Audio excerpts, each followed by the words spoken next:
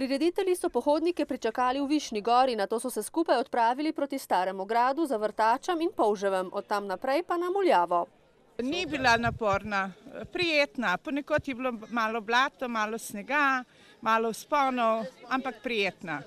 Prvič sem, veliko sem slišala zanjo, ampak mi je bilo všeč, res. Pot je super, vzdušje je tu najbolj pomembno, zato pa tudi pridemo sem, kaj je toliko ljudi. Pred Jurčičevo domačijo so uživali v bogatem kulturnem programu. Pohoda so se prvič udeležili tudi nemški pohodniki iz pobratene občine Hirša.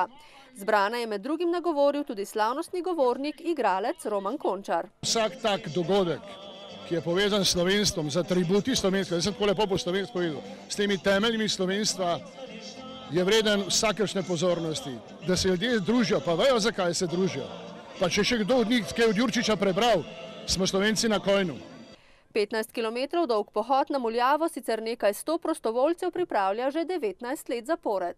Mislim, da smo samo boljše organizirani, da prevozi so boljše organizirani, štart je v Višnji gori je boljše organiziran, imamo več štartnih mest, tako da pohodniku ni treba čakati.